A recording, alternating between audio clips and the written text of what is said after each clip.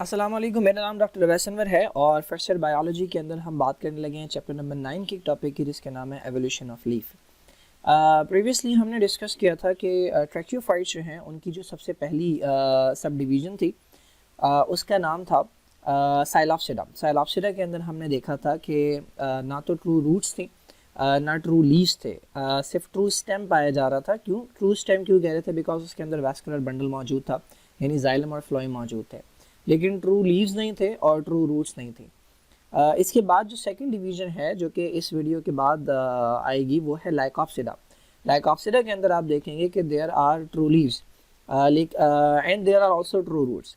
तो लीव्स जो हैं वो जो वजूद में आए हैं वो साइलॉप्सिडा में नहीं थे, लाइकोप्सिडा में आए हैं। तो यहाँ पर एक्सप्लेन करना पड़ेगा कि ये लीव जो हैं वो किस तरह से इवॉल्व हुए हैं। तो उससे रिलेटेड ये हमारे पास टॉपिक है जिसका नाम है एवोल्यूशन ऑफ लीफ। ना लीफ की इंपॉर्टेंस क्या है कि ये ग्रीन प्लांट्स के अंदर ये मेन स्ट्रक्चर होते हैं जिनका काम होता है फोटोसिंथेसिस करना।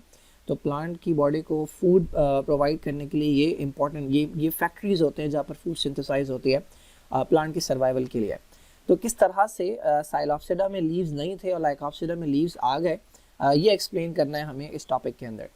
अब हमारे पास दो तरह के लीव्स हैं। एक हमारे पास वो लीव्स हैं जिन्हें हम वन वेन्ड लीफ कहते हैं या इन्हें माइक्रोफिलस लीव्स कहते हैं। ये छोटे से लीफ हैं कि जिनके अंदर एक सिंगल वेन होती है। और एक हमारे पास वो लीव्स हैं कि जो मेगाफिलस लीफ कहलाते हैं या जिन्हें हम मैनी वेन्ड लीफ का नाम देते हैं। तो अब इन दोनों से रिलेटेड हमारे पास डिफरेंट थ्योरीज हैं कि किस तरह से सिंगल वेन वाले लीव जो हैं वो यानी माइक्रोफिलस लीव इवॉल्व हुए और किस तरह से मेगाफिलस लीव यानी मैनी वेन लीव जो हैं वो इवॉल्व हुए। पहले बात करते हैं वन वेन लीफ के बारे में, यानी माइक्रोफिलस लीफ से रिलेटेड। तो इनके बारे में दो थ्योरीज हैं।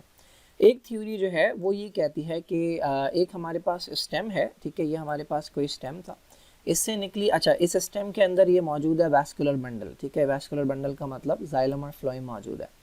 ये कहते हैं कि इससे एक छोटी सी ग्रोथ निकली। ये स्टेम था, ये स्टेम लाइक ग्रोथ थी, ये आहिस्ता आहिस्ता साइज़ में बढ़ती गई, आहिस्ता आहिस्ता साइज़ में बढ़ती गई। और ये जो स्टेम जा रहा था, इसी स्टेम से यहाँ पर एक वैस्कुलर बंडल चला गया, यानी जाइलम और फ्लोएम चला गया, ठीक है। इस छोटी सी ग्रोथ ने अपने आप को कन्वर्ट कर लिया किसके अंदर? लीफ के अंदर, जिसके अंदर एक वेन मौजूद थी। तो इस तरह से माइक्रोफिलस लीव या वन वेन लीफ जो है ना वो इवॉल्व हुए हैं। ये जो ग्रोथ है ये कहलाती है इनेशन, ठीक है। तो एक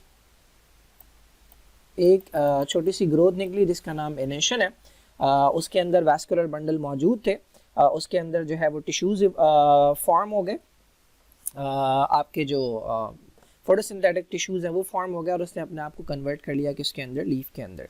तो एक थ्योरी जो है ये इनिशियन वाली है, यानी थॉर्न लाइक कांटे की तरह की एक ग्रोथ निकली और उससे ये काम हो गया।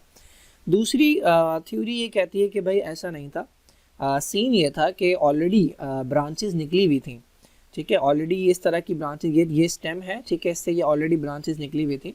वो ब्रांचेस जो है ना वो रिड्यूस हुई साइज़ में आहिस्ता आहिस्ता, और आहिस्ता आहिस्ता रिड्यूस होती गई, फाइनली वो एक लीफ लाइक स्ट्रक्चर के अंदर कन्वर्ट हो गई। और उस ब्रांच के अंदर जो वैस्कुलर बंडल था, वही वैस्कुलर बंडल जो है ना वो बन गया किसका? लीफ का। तो ये जो आपको वैस्कुलर बंडल नज़र आ रहा है ये उस ब्रांच का ही वैस्कुलर बंडल था जो अब लीफ में अपने आप को कन्वर्ट हो जिसने अपने आप को लीफ में कन्वर्ट कर लिया है। तो दो थ्योरीज हो गई। एक ये कि एक ग्रोथ निकली, ठीक है, वो आहिस्ता आहिस्ता साइज में बढ़ती गई और फिर जो स्टेम जा रहा था उसी में से एक वैस्कुलर बंडल उसमें ग्रो हो गया, इस तरह से लीफ बन गया।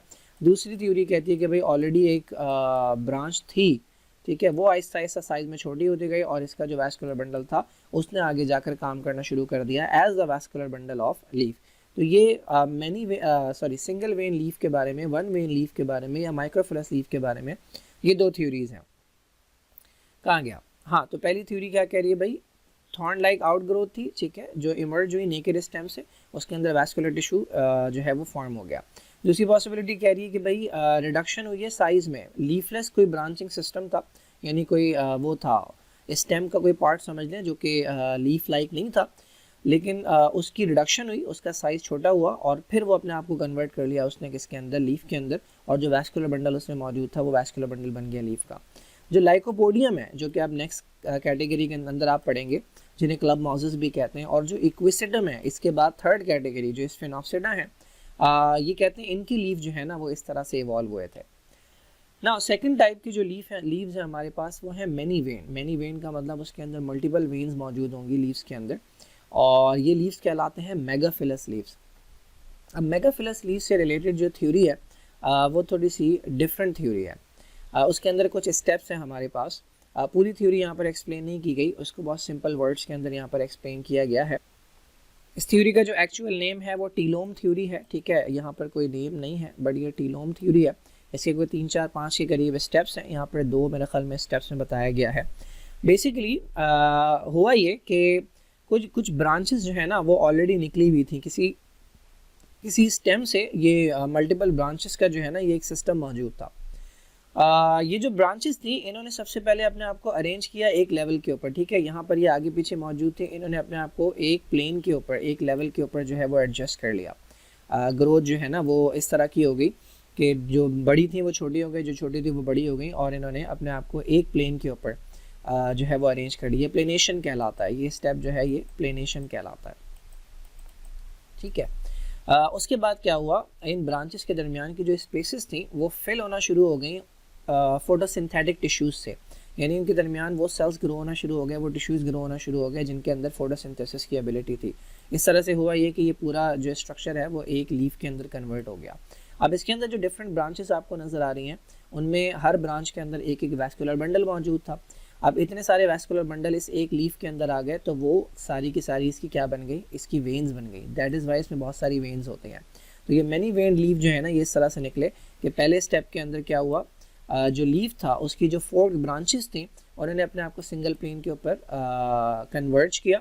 उसके बाद ये हुआ कि ब्रांचिंग सिस्टम फ्लैट हो गई और उसके अंदर जो है वो फिलिंग होना शुरू हो गई किस चीज़ की, वैस्कुलर टिश्यू की और उसकी फोटोसिंथेटिक मटेरियल की, फोटोसिंथेटिक सेल्स की।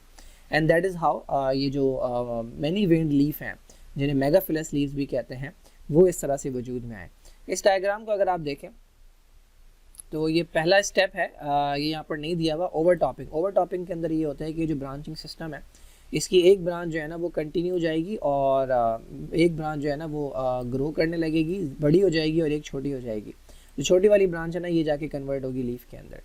दूसरा स्टेप जो है वो प्लेनेशन है, इन दोनों ने अपने आप को एक प्लेन के ऊपर लेकर आ गया। और तीसरा स्टेप वेबिंग कहलाता है, इनके दरमियान जो है वो फोटोसिंथेटिक टिश्यूज़ प्रोड्यूस होना शुरू हो गए और इनकी जो वेन्स थी, स्टेम की जो वेन्स थी, ब्रांचेस की जो वेन्स थी वो इस लीफ की वेन्स बन जाएंगी, तो इसके अंदर मल्टीपल वेन्स हो जाएंगे।